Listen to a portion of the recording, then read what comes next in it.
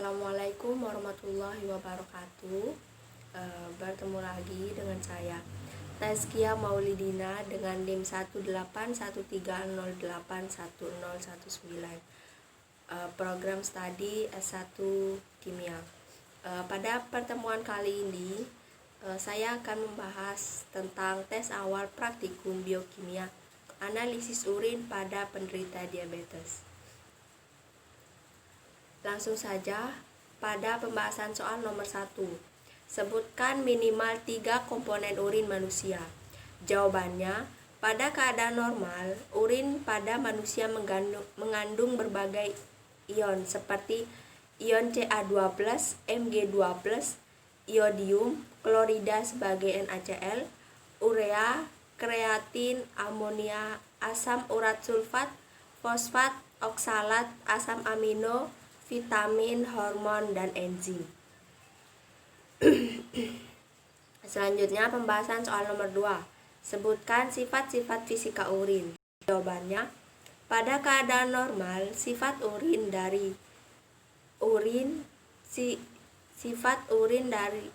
fisik dari urin yaitu urin yang terbentuk berwarna kuning muda dan jernih dengan bau khas yang dipengaruhi oleh jenis makanan. Berat jenis urin yaitu 1,003 sampai 1,030 pada pH yang bersifat asam yaitu 6 dan juga bervariasi antara 4,9 sampai 8. Dalam keadaan abnormal, urin manusia mengandung glukosa, benda keton, protein, dan berbagai senyawa lainnya seperti pigmen empedu darah dan porfirin. Selanjutnya, soal nomor 3. Jelaskan perbedaan siklus urea dengan siklus nitrogen. Jawabannya, siklus urea atau disebut juga siklus ornitin adalah reaksi pengubahan amonia NH3 menjadi urea NH22 kali CO. Sedangkan siklus nitrogen adalah suatu proses konversi senyawa yang mengandung unsur nitrogen menjadi berbagai macam bentuk kimiawi yang lain. Selanjutnya, soal nomor 4. Jelaskan tahap-tahap siklus urea. Jawabannya, siklus urea terdiri dari beberapa tahap kompleks. Gugus amino pertama yang memasuki siklus urea muncul dalam bentuk amonia bebas oleh deasimenasi oksidatif glutamat di dalam mitokondria sel hati. Reaksi ini dikatalisis oleh glutamat dehidrogenase yang memerlukan NAD+. Reaksi dari siklus urea sebagai berikut. Reaksi pertama, sintetis karbamil fosfat. Reaksi sintetis karbamil fosfat yang merupakan tahap pertama dari siklus urea ini terjadi di matriks mitokondria hati. Ion amonium, karbon dioksida, dan fosfat yang berasal dari ATP sebagai bahan baku reaksi berkondensasi untuk membentuk karbamil fosfat dikatalisis oleh enzim karbamil fosfat sintase 1, yaitu enzim yang terdapat dalam mitokondria hati organisme urotelik. 2 ATP yang dihidrolisis selama reaksi ini menyediakan tenaga penggerak untuk sintetis 2 ikatan kovalen ikatan amida dan ikatan campuran asam karboksilat asam fosfat anhirida dari karbamil fosfat. Dengan kata lain, reaksi ini memerlukan energi, ditandai dengan adanya perubahan ATP menjadi ADP. Terlihat selain Mg2+, suatu asam dikarboksilat lebih disukai N-asetil glutamat, di mana perannya dalam reaksi ini sebagai kofaktor. Kofaktor ini menyebabkan banyak perubahan konformasional atau penyesuaian bentuk dalam struktur karbamil fosfat sintase yang membuka ekspos gugus sulfidril tertentu, menyembunyikan gugus lainnya, dan mempengaruhi afinitas enzim untuk ATP. Selanjutnya, reaksi yang kedua yaitu sintetis sitrulin. Setelah reaksi sintetis karbamil fosfat, selanjutnya adalah reaksi sintetis citrulline, di mana reaksi ini terjadi di matriks mitokondria hati. Pula sama seperti reaksi sintetis karbamil fosfat. Pemindahan gugus karbamil dari karbamil fosfat ke ornitin membentuk citrulline plus PI atau ortofosfat atau fosfat anorganik, dikatalisis oleh enzim L-ornitin transkarbamylase mitokondria hati. Reaksi sangat spesifik untuk ornitin dan keseimbangan cenderung kuat ke sintetis citrulline. Selanjutnya, reaksi ketiga yaitu sintetis asam arginiosuksinat. Reaksi asam arginiosuksinat merupakan reaksi pertama yang terjadi di sitosol hati. Ditandai dengan masuknya ornitin, hasil reaksi sebelumnya ke sitosol. Dalam reaksi sintetis asam arginiosuksinat, aspartat dan citrulline diikat bersamaan melalui gugus amino. Aspartat diikat bersamaan oleh enzim argininosuksinat sintetase. Reaksi ini membutuhkan ATP yang ditandai dengan adanya perubahan ATP menjadi AMP dan keseimbangan cenderung kuat ke sintetis arginosuksinat. Selanjutnya reaksi yang keempat yaitu penguraian asam argininosuksinat.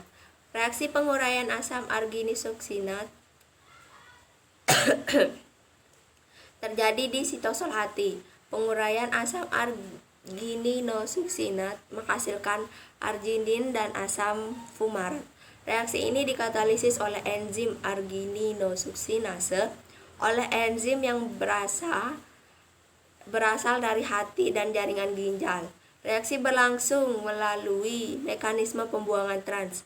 Fumarat yang dibentuk dapat dikonversi menjadi oksaloasetat melalui reaksi fumarase dan melat dehidrogenase dan selanjutnya dintransaminasi untuk membentuk kembali regenerasi aspartat. Selanjutnya reaksi yang kelima yaitu reaksi penguraian arginin. Penguraian arginin yang terjadi di sitosol hati ini menghasilkan arginin dan urea, asam fumarat. Reaksi ini merupakan reaksi terakhir dalam tahapan siklus urea dan membentuk kembali regenerasi ornitin yang merupakan substrat untuk reaksi yang kedua. Penguraian hidrolitik gugus guanidino dari arginin dikatalisis oleh enzim arginase yang terdapat dalam hati semua organisme ureotelik.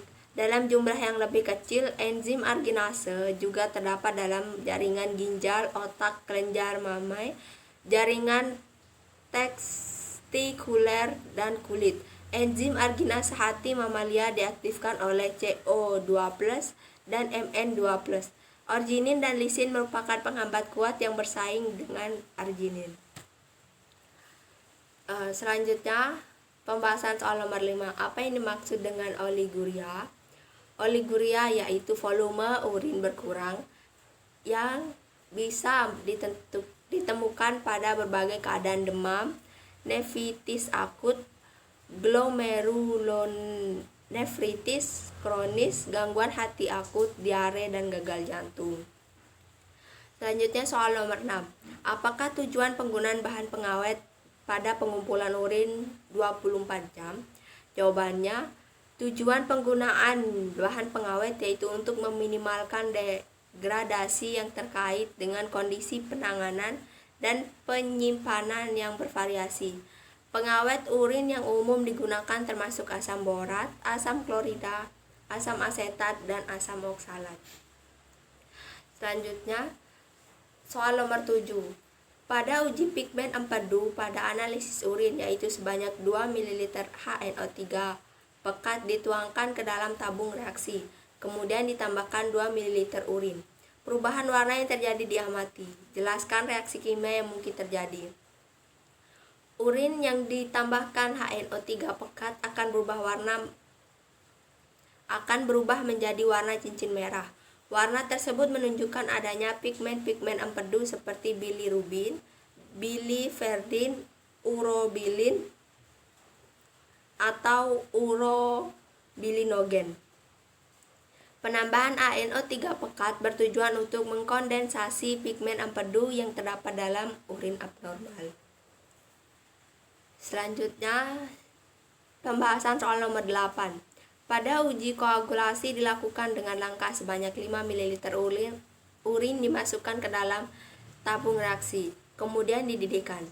Endapan yang terbentuk adalah protein atau fosfat. Selanjutnya ditambahkan 5 tetes asam asetat. Bila endapan tetap ada, menandakan ada protein, sebab fosfat akan larut dalam suasana asam.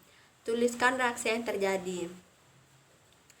Protein dalam urin apabila dipanaskan akan terkoagulasi akibat kenaikan suhu, sehingga protein dan fosfat terendapkan, dan penambahan CH3COH untuk mengetahui adanya protein yang mengendap. Selanjutnya, soal nomor 9. Tuliskan reaksi yang terjadi pada uji Heller. Reaksi antara protein dalam urin dengan HNO3 pekat membentuk cincin akibat denaturasi protein oleh HNO3 pekat.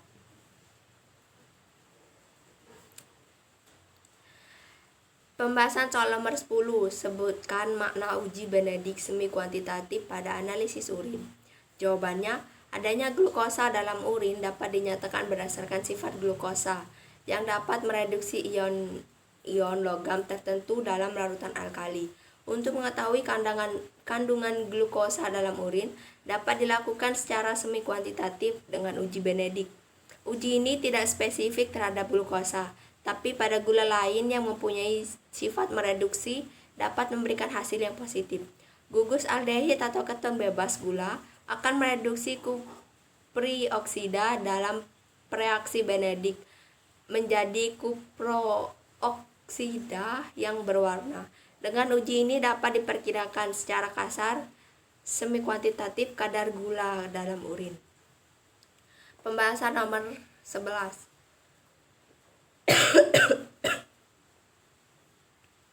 Jelaskan uji penetapan kadar keratin urin. Jawabannya, kadar keratin dalam urin dapat ditentukan dengan mereaksikan sampel urin dengan asam pikrat jenuh dalam suasana basah. Metode ini dikenal sebagai metode Jeff, yang merupakan salah satu metode kalorimetri. Kreatin bereaksi dengan asam pikrat dalam suasana basah membentuk kompleks kreatin pikrat berwarna kuning jingga. Penentuan kadar kreatin dilakukan dengan mengukur absorbansi larutan standar kreatin pikrat dan larutan sampel uji yang telah direaksikan dengan asam pikrat jenuh dalam suasana basah. Selanjutnya soal nomor 12. Uji indikasi Obermeyer sebanyak 8 ml urin dalam 8 ml reaksi Obermeyer dicampurkan dalam tabung reaksi. Kemudian ditunggu beberapa menit dan ditambahkan 3 ml kloroform. Larutan dicampur dengan membolak-balik tabung kira-kira 10 kali. Kloroform akan mengekstrasi biru indigo. Senyawa apakah biru indigo itu? Jawabannya, pada uji indikan Obermeyer menunjukkan adanya biru indigo yang terbentuk dari asam aminotriptofan yang berkombinasi dengan sulfat melalui proses konjugasi sehingga membentuk indikan atau indiksol sulfat.